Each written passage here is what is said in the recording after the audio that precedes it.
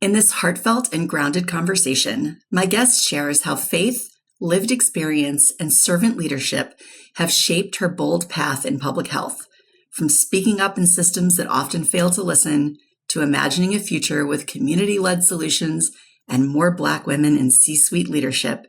She offers a vision rooted in equity, grace, and courage. She reminds us that public health must do more than talk the talk. It must walk alongside the people it serves. You are listening to the Courageous Public Health Podcast, episode 21. To all the courageous women leading in public health, this podcast is your space to turn up the volume on your courage. This space centers your voice. This space celebrates your passion. This space amplifies your courage. My role? To listen, to amplify, and to stand with you in the fight for equity. My name is Dr. Christy McClamrock. I am an epidemiologist, consultant, the founder and CEO of Courageous Public Health, and the host of the Courageous Public Health Podcast. Each week, I have real, unfiltered conversations with women doing the work of public health about the challenges you face, the power you hold, and your vision for the future. We talk about the authenticity, vulnerability, and courage that you bring, not just to public health, but to every part of your lives. Because courage is about action, even in fear. It's about taking up space, leading unapologetically, refusing to be erased, and knowing you never have to do it alone. If you're ready to turn up the volume on your courage, if you're ready to take up space, if you're ready to smash the racist, patriarchal, cisnormative, heteronormative, ableist, capitalistic systems, then let's dive into this brand new episode. Thank you for joining me on this episode. I'd like to start by introducing myself if you're brand new to the podcast, or reintroducing myself if you're a returning listener. My name is Dr. Christy McClamrock, and I am the CEO of the Courageous Public Health Consulting Firm, where we support public health organizations through workshop design and facilitation and speaking engagements. I am so excited to introduce you to my guest on this episode. Let me formally introduce her, and then we'll jump right into our conversation. Dr. Pascale D. Edouard is the founder and executive director of the Black Women in Public Health C.O.N.N.E.C.T Collective, a nonprofit dedicated to advancing the professional growth and careers of Black women in public health. A passionate public health leader and advocate for health equity, Dr. Edouard's work sits at the intersection of social justice and public health. With approximately 15 years of experience across nonprofits, government, academia, and national organizations, she is deeply committed to addressing the root causes of health inequities, particularly those impacting Black and historically marginalized communities. She has served in multiple leadership roles, including at the Florida Department of Health in Manatee and Sarasota counties, Manatee County Government, and the National Association of Chronic Disease Directors. She has led initiatives to recognize racism as a public health crisis, expand access to healthcare to underserved populations, led initiatives to improve maternal and child health, and developed workforce programs to include Manatee County Government's Community Health Workers Program and the National Association of Chronic Disease Directors Public Health AmeriCorps programs. Dr. Edouard earned her DRPH from the University of South Florida's College of Public Health, where her dissertation focused on the impacts of residential segregation on type 2 diabetes management. A proud Haitian American born and raised in Miami, Dr. Edouard brings her lived experience, professional expertise, and unwavering commitment to equity in every space she enters, including her role as the founder and principal consultant of PDE Public Health Consulting, LLC. Ready to be inspired? Let's listen to my conversation with Dr. Pascale D. Edouard right now. Hello, Dr. Pascale D. Edouard. It's so good to have you here. Thank you so much for having me, Christy. I'm good. It's in sunny, hot, sunny Florida, so it's hot. It's hot. Yeah. Yeah, it's it's almost August. I can imagine it, like it's really heating up over there. Yeah. That's brutal. Well, I want to start even before I ask you to introduce yourself. I just want to start with giving a shout out to our friend in common, Dr. Nicole D. Vick, who recommended you as a guest on the podcast. Yay, Nicole. Thank you. Yes. I love it when the guests recommend people and they're like, yes, okay, let's do it. So I love Nicole. Yes. Nicole is like, when you talk about taking up space, I love how she takes up space, and she's vocal, and she's also just very genuine. She has like a genuine character that I really love about her. I totally agree with all of those things. I love her for the same reasons. Yeah, fantastic. Well, I want to give you a chance to introduce yourself to our listeners. So take it away. Thank you. So, as Christy mentioned, my name is Pascale Edouard, and I am the founder of Health Equity Innovations, which is health. Well, you know what? Let me say, because I changed the name recently because of this political climate that we're in. So it's HEI and then PDE, Public Health Consulting LLC, as well as I recently started a nonprofit, the Black Women in Public Health C.O.N.N.E.C.T Collective. And so with both organizations, they really center on equity and making sure that, with HEI, it really ensures that nonprofit organizations, especially nonprofit organizations led by the BIPOC community or that are serving BIPOC communities, really have the capacity building support that they need in order to advance health equity. And then with the collective, it's really focused on providing professional development to Black women in public health, especially now navigating this I have no words, unprecedented time that we're in. Yes, I have no words time that we're in. I love it. Yes. Yep. So as you could probably like infer, I'm really like for the people and for like marginalized communities. I think it's really important that we make space and make space in like business nonprofits that really serve the needs of marginalized communities, again, especially in these unprecedented times. But I live in Miami, Florida. I've been born and raised in Miami, Florida. I left when I was 18, left for college, then came back literally 18 years older, 18 years later, and have been here since, experiencing Miami as an adult, which is beautiful, minus the cost of living. But aside from my professional life, I guess like some of the things that I enjoy doing, I love working out, running. I love to run. That's like my high.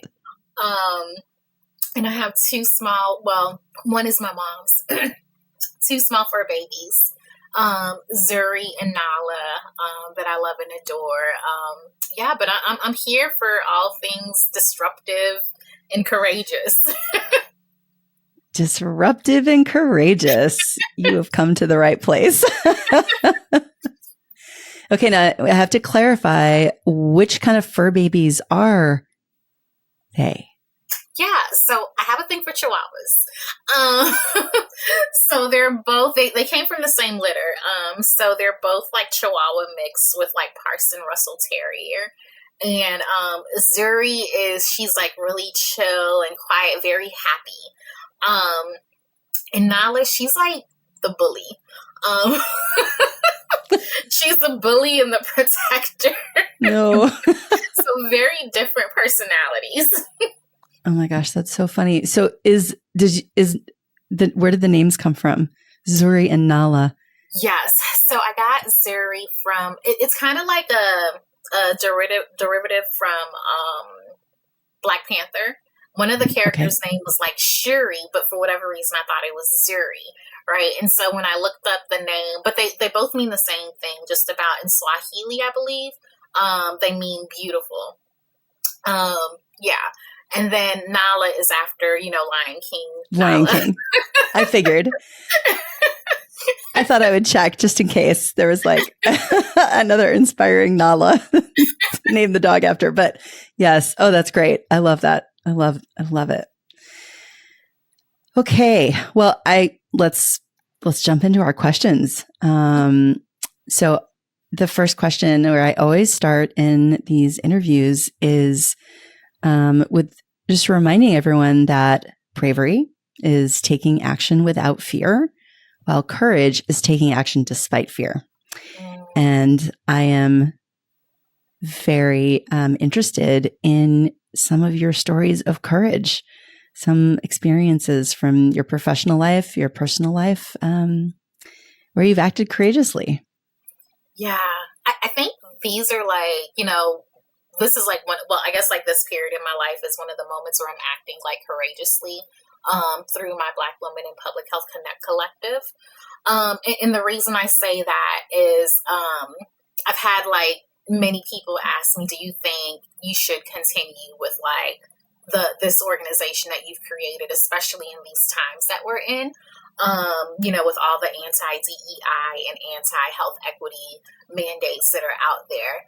And the very first time I was asked that question was like last year. And I had to take a moment and pause and like really consider and think about, how do I want to respond to that question, or how do I want to move?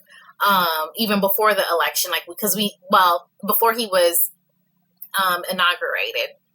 Yeah. And it didn't take me too long to come to the decision, like, no, like, I'm not changing the name. Like, this is needed, right? And even more so now than ever, because, like, I know, like, before the election, we didn't know, like, or after the election, before pre-inauguration, we didn't know all of these mandates were going to come down as they did, right? But now when we look at the data and we're seeing who's being impacted by like job losses and everything, especially in the federal government, I'm like, no, we definitely need, this collective, because we need to make sure, I think like in this time and space, there's like a lot of erasure or an attempt to erase certain groups and certain peoples, right? And I think it's important that we, as either members of the community, of, BIPOC communities or allies of BIPOC communities, that we intentionally create spaces, safe spaces, where people feel a sense of belonging and, that, they do matter, and no, you're not going to be erased. I feel like that's me acting courageously in a sense of like, kind of like owning and taking my power. In a sense, like, yeah, you're doing all of this, and it's an attempt to, make me scared and like, wonder if I'm a threat and what have you. But in spite of what you're doing, and in spite of some of the fear I might have, like, I'm still like standing 10 toes down. Like, this is something that we need as Black women, a safe place to figure out how do we navigate these unprecedented times in public health and make sure that we take care of each other in this time and afterwards as well, because public health is going to be here after, this current administration, right? So how do we make sure that we create a way forward after all of the dismantling that's been happening? Yeah. It's funny. I was thinking the period of time that you were talking about between the election and the inauguration was like the time where we didn't know that what we feared was going to be as bad as we feared. Right. Like, we did not yet know just how bad it was going to be. We knew it was going to be bad. We knew it was going to be bad, but maybe not this bad. Right. So, and I think too, like, this time calls for, not just like people of color to be courageous, but everyone to be courageous, because one way or another, we're all going to be impacted, or we all are being impacted by these mandates. So I think it's going to take a lot of bravery for us to kind of get through these next 4 years. And hopefully, God willing, it's just 4 years. Yeah. Yes. There's a lot of work to do, but that part. Yeah. So do you have any other examples of courage that you want to share? Yeah. I have another one that's related to my professional career too. Yeah. Earlier on when I started my public health career, this was like back in 2013, maybe 2014, 15-ish, 2015-ish. And I had this one boss, right? Like all of my colleagues at work were like thebomb.com, right? We did great health work in the community. We all got along and like we really loved the work that we were doing. But we had one of our leaders who was not the greatest. It happens. And I'm pretty sure a lot of us have had that experience. And it came to the point where I decided to leave because of the poor management and the poor leadership coming from this particular supervisor. And I remember we had like our last, exit interview, if you want to call it that. And I remember distinctly sitting in her office and she was like berating me, right? But despite the fact that she was like, berating me, I had the courage to stand up, not necessarily for myself, but for like my colleagues, and just speaking up and being like, hey, like, you know what, like I can take this, right? But I think you also need to acknowledge the fact that you have great staff here, but because of the way that you treat and berate them, like they're most likely not going to stay, right? And if anything, they're making you look good. So, take that into consideration. So I think that's another example of me acting courageously, not on my behalf, but again, on the behalf of my colleagues at the time. And I think like, just generally speaking, when we see, and yeah, on the grand scheme of things, it's not considered an injustice, but generally speaking, when we see injustice, whether or not it's happening to us or other people, or just people just being treated unfairly, it's important for us to like, just speak up, and say something. Because I think there are like so many times throughout history and even now, if we look at some of the things that are happening globally, if we don't speak up, it kind of gives permission for people to continue doing the things that they're doing that are harming others. Yeah, I mean, for sure, injustice is on a continuum, and there are, grand injustices, and there are injustices that are, on a smaller scale. But I think that does count as you standing up for an injustice for your colleagues. Yeah. Because being treated that way, that's not just. That's not right. You're right. It's not at all. Yeah. At all. You got to start somewhere, because I think we're all exposed to injustice on a smaller scale, and we may not say anything, but then those larger global injustices, that's when we tend to speak up. But I think it's important that we speak up for both the micro and the macro level injustices. Absolutely. I mean, I think it's important, like, for us too. You know what I mean? Like for me, if I speak up about something that seems small that I could potentially ignore or just swallow, or I think it builds that muscle. It's almost like a muscle, and it builds the muscle so that then when there are, things across the range, that it's a little easier to keep doing it, to keep standing up. That's very true. Yeah. So I wanted to ask you also about this idea of claiming your power and expressing your power, especially in spaces that may not always welcome it. And like, what kind of challenges have you faced in doing that? And if you have any strategies that you've used to kind of navigate those challenges in expressing and embodying your power. I would love to hear your thoughts about that. I'll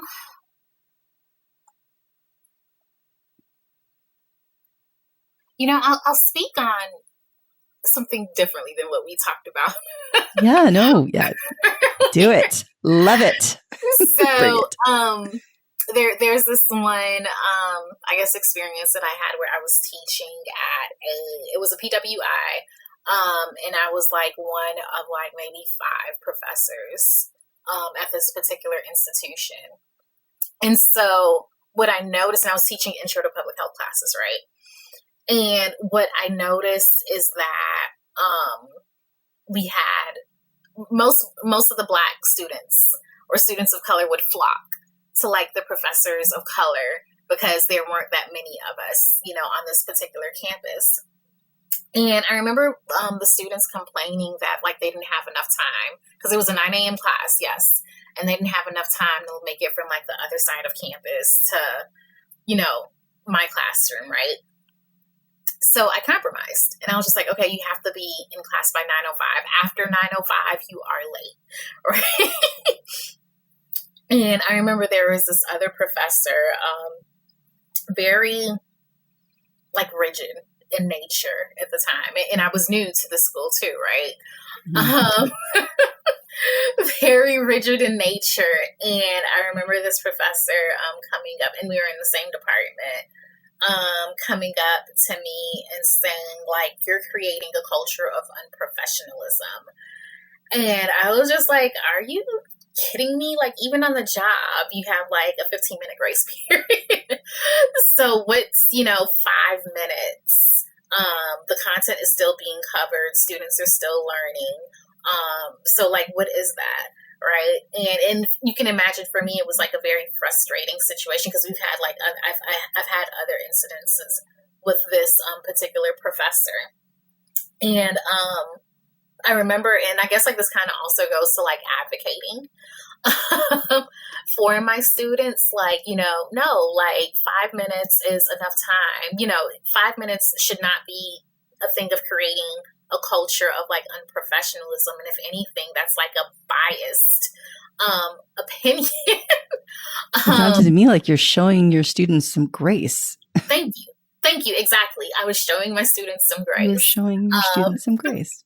And I think that's important, you know, that we show students grace, especially in these times. Because one of the things, too, that I also noticed, like my students were experiencing, it was right in the middle of COVID, right? Mm-hmm. And then you all had all the uprisings happening. So I had students who were dealing with like mental issues, you know, just all the things, right? So I felt it incumbent on myself or important for me to create or provide them with grace.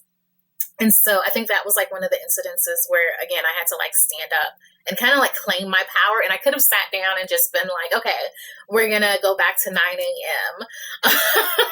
and keep it as is. But that was not the case. I felt it important for me to like kind of speak up for my students and create an environment where grace was provided. And I think too, like it kind of came back full circle too. Because, you know, me being a new professor at the time, you don't know if you're doing it right or, you know, if you're doing it wrong and all the things. And this same colleague, the professor, reached out to me via LinkedIn, and they were like, one of my students included me in their, like, you know, spoke about me or wrote about me in their senior thesis, saying how, like, I was one of the reasons why they decided to go into the field of public health. And I just kind of like warmed my heart, like, okay, thank you, God. Like I had an impact, or I made an impact on like, you know, my students. So I think that's like one example that I can speak of as far as like claiming your power, which I feel also goes along the lines of advocating for others. And there's another one too, where on a professional level too, I was working at a local health department in Florida. And, you know, if you're familiar with working with local health departments, you have to, like with the CHA, the community health assessment, and the CHIP, the community health improvement plan, right? You have to kind of meet these objectives or, you know, drive your agenda home to meet these objectives for the health department. But in this one particular community I was working with, which was a predominantly Black community, historically Black community, you know, the residents kind of took me in as their own. And they were like, this doesn't meet or align with like some of the things that are important to us, right? And so you can imagine me being an employee of, you know, the health department at the time, having to navigate that. And so I think I had to kind of own my power at the time and also advocate on behalf of the community members, and go back to my leaders and be like, hey, this isn't resonating with community members, and it shouldn't be a top-down approach, but a bottom-up approach. And how can we meet community members in the middle, where we can meet their needs before advancing our needs? Because I think sometimes there's like this fear of speaking up. But, we have a voice to speak up, and not just to speak up on our behalf, but on the behalf and the needs of others. I think it's really important. I think it's, kind of really important. The more of us who do this, I think would help if more of us, spoke up on injustice on, no matter what scale or what level. Maybe we could begin to kind of like dismantle the injustice, that exists and that continues to exist in this world by not being afraid to speak up and doing things about it, and like shaking up systems and policies to advance equity for all people is important. I think it's really, really important for us to own our voice and speak up for others. Well, I love both of your examples because you could see them as small examples, but they mattered for the people that you were speaking up for, right? They mattered to you. They mattered for your students. They mattered for that community. And I mean, it's interesting. I think like sometimes having grace for people, which it also sounds like, I mean, you had some grace for the people in the community that you were serving, right? And that can be an act of courage, and that can be an act of speaking up and using your voice. Just to say, sometimes grace is called for. Yeah. And I think like you said a word, servant or serving the communities and your students, the students that I was serving. And I think that's like our role. If most of us in public health, and I think many of us do, but if more of us, came into this job and, continuously remembered our why, as servant leaders in this field, I think, would help advance the field of public health and acting and being in more of like, taking on those courageous, or being more courageous in the field is important. And then also like you mentioned, grace is important, or giving grace is important as being when it comes to being a servant leader in public health. When you mention the word like serve, or, that's what we are. We're servant leaders in this field. And there are certain characteristics that are important to being a good servant leader in this field. Yeah, for sure. For sure. So now, this is one of my favorite parts of the interview, is when I get to ask about your vision for the future and your vision for public health, your vision for the communities that you serve, and your vision for your own self, your future. Yeah.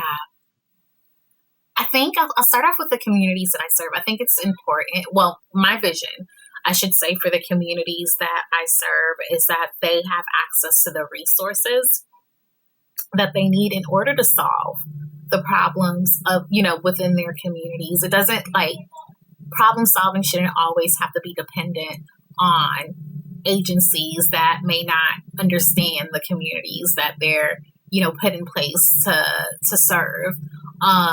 But I think it's important or my vision, I should say, is that I wish and hope that more institutions are providing communities with the tools and resources that they need so they can, come up and create solutions for the problems that they're experiencing, because they're the ones with the lived experiences, no matter the issue, right? So how do we come in? Yes, we're experts, but we don't have the lived experiences to address the needs of community members. So I think that's one of my visions, or among one of my visions, is really being intentional about providing the tools and resources to community members and communities that need them in order for them to feel empowered to solve the issues within their respective communities. Another vision that I have, just like broadly speaking within the field of public health, is, we tout public health as like this great and grand field, which it is, right? But that doesn't mean that public health comes without its own issues, right? And so one of the issues that I'm talking about is inclusivity, or it being inclusive. And when I talk about being inclusive, is having more leadership that's representative of, that's a diverse leadership within like public health institutions. I think it's important, and I'll speak just for me, as a Black woman, we have like Black women who are doing great things in public health. But then when you look at like the C-suite level women, Black women, the C-suite level, and seeing whether or not Black women are represented at that level, we're not, right? And so we talk a good game about it's important. I'm losing your vocal, your audio.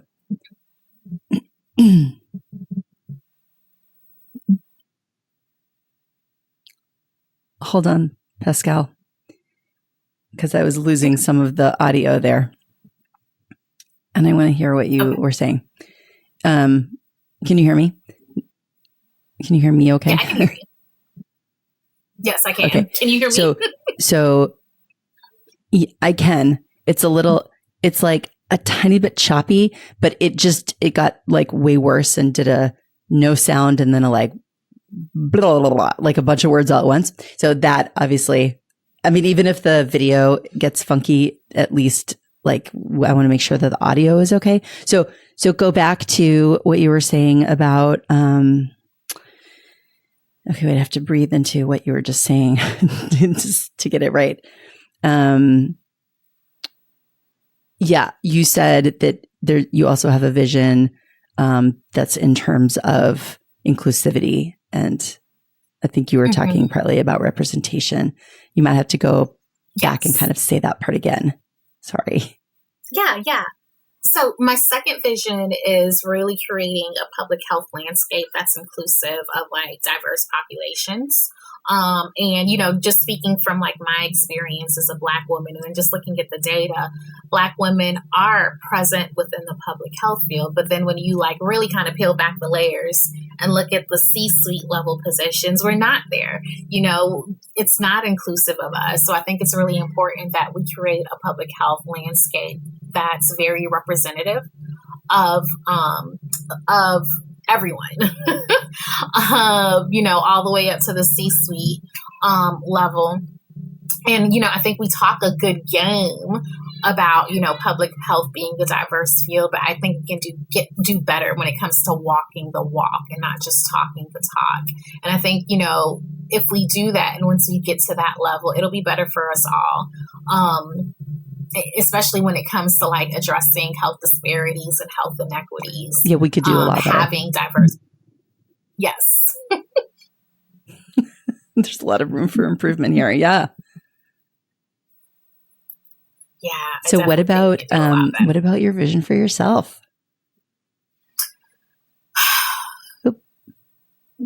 That's a deep question for me. My vision for a loaded question, I should say.